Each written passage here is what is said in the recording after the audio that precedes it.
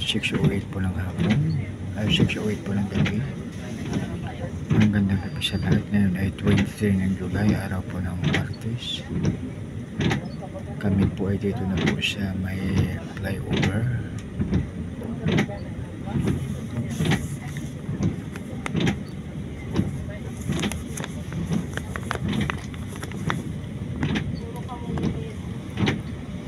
Magkaibutan, tagyan po natin na kasulat sa mga awit 34:8. Tingnan mo't lasapin ang kabutihan niya. Magpalad ang mga taong nananalig sa kanya. Purinaw ang Diyos sa pagbasa ng kanyang salita.